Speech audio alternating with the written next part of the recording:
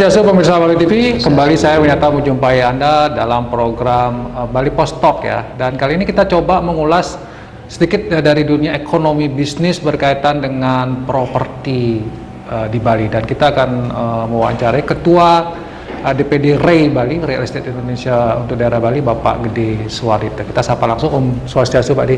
Swastiastu Pak Nyoman. Gimana Kadra? Sehat nih? Astung karo sehat. Sehat. Sehat fisik ya? Kalau bisnisnya gimana Pak Di? Masih sehat kah? Lancar atau gimana Pak Di?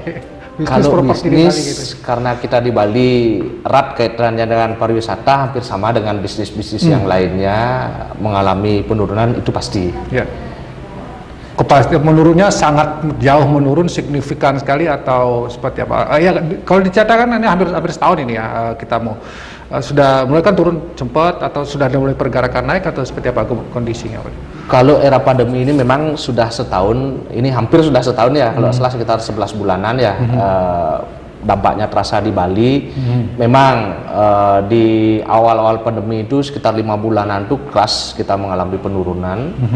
Hampir transaksi tidak ada, dalam artian konsumen-konsumen yang sudah beli rumah tidak bisa ditransaksikan, baik di perbankan dan segala macam karena penyetopan KPR segala macam. Setelah bulan Juli mungkin kita semua sudah mulai beradaptasi dalam artian kita juga sudah mulai membuat proyek skala prioritas, perbankan mulai juga membuka diri dengan anjuran dari Pak Presiden kita untuk menggenjot memulihkan ekonomi. Otomatis kita sampai sekarang sudah agak beradaptasi, kurang lebihnya seperti itu. Tapi seleksi alam itu pasti ada dia, Pak Nyoman. Artinya seleksi alam itu dalam pengertian tadi ada pengusaha yang tidak kuat bertahan dalam kondisi bening gitu. Betul. Ya? Tapi astung karo sih kita di REI pada umumnya perusahaan kita itu kan rata-rata sudah di atas 5 tahun anggota REI dan masalah kualitasnya bisa dijamin lah. Teman-teman di REI sebagian besar sih masih bisa bertahan dia. Masih bisa bertahan ya. Betul. Masih menjalankan usahanya walaupun dengan kecenderungan ada penurunan. Tidak seperti ketika sebelum pandemi gitu ya Pak Di ya, tapi tetap masih berjalan. Pak Di, kalau kita bicara tentang Bali tadi Pak Di katakan tadi kan ini sangat terpengaruh dengan soal pariwisata, ekonomi kita akan semakin melemah. Nah, bagaimana ada kecenderungan tidak misalnya karena daerah lain itu kan tidak separah Bali gitu. Ada tidak kecenderungan konsumen-konsumen yang membeli properti di Bali ini lebih banyak dari luar daerah Bali? Baik Pak Man. Di era masa pandemi ini memang seperti yang saya bilang, secara umum properti itu saya bagi dua. Ada middle up, rumah komersil 300 juta ke atas, dan middle low yang 300 juta ke bawah dengan rumah subsidinya. Target pasar itu kalau rumah yang middle low itu masih terjaga dia, karena dengan ada unggulan seperti saya bilang tadi rumah subsidi. Rumah subsidi itu kan memang program pemerintah kita dan itu getol terus disuarakan sama Pak Presiden kita dengan penambahan anggaran dan yang lain-lainnya itu pasarnya masih terjaga. Dan kita pengusaha REI Bali banyak bergerak di segmen subsidi itu. Terus kalau yang komersil memang secara umum di era pandemi itu boleh dibilang pasarnya itu turun di atas 50%. 50% terutama konsumen yang pembiayaannya lewat KPR, karena bank selektif sekali untuk pembiayaan KPR terutama yang berbau-bau pariwisata. Itu sementara sampai saat ini itu masih ada pembandingan dia. Karena wajar sih mungkin karena banyak juga teman-teman pelaku pariwisata itu terutama pegawai hotel dan PHK dan yang lain-lainnya itu ya. Terus memang ini kita mengalami keunikan transaksi konsumen cash yang middle up itu malah meningkat dia jumlahnya. Meningkat jumlahnya.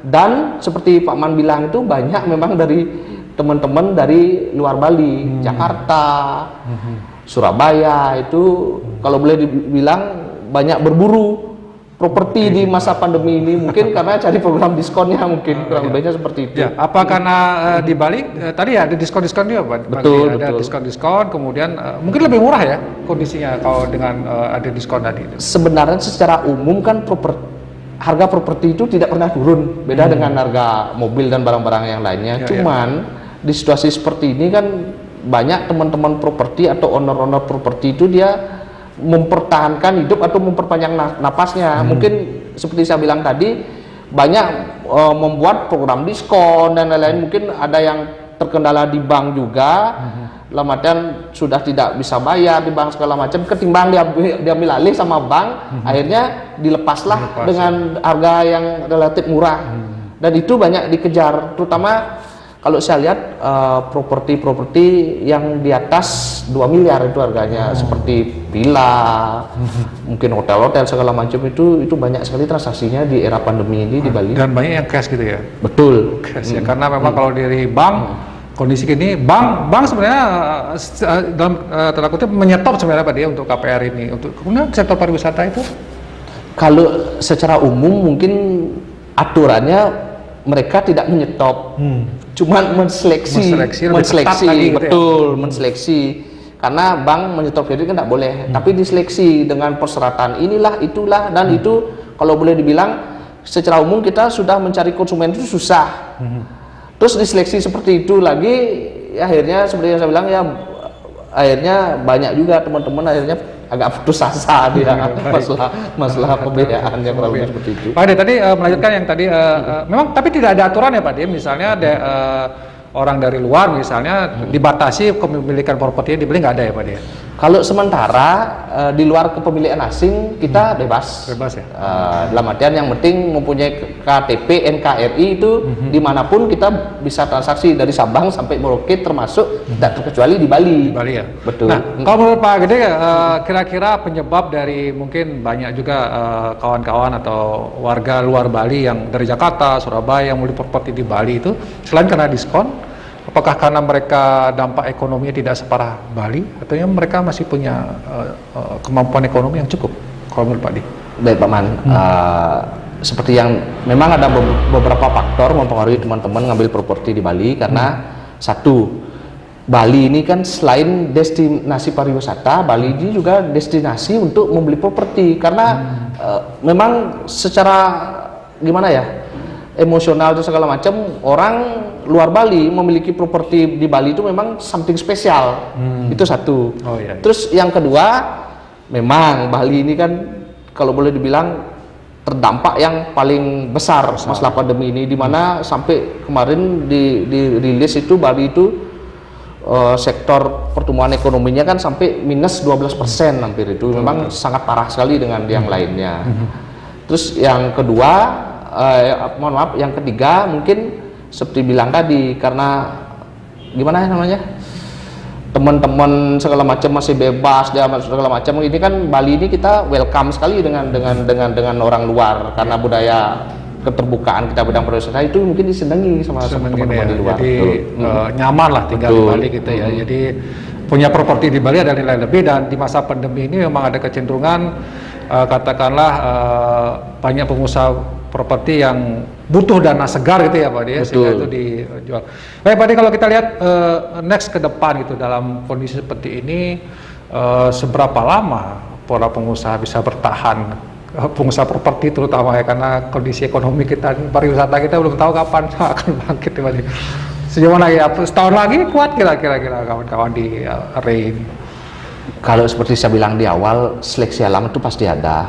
Cuman kembali lagi, yang namanya kita pengusaha khusus diri itu kan perusahaan sudah sekian lama. Kedua juga kita sudah beradaptasi. Dan memang di situasi seperti ini kita memang harus skala prioritas.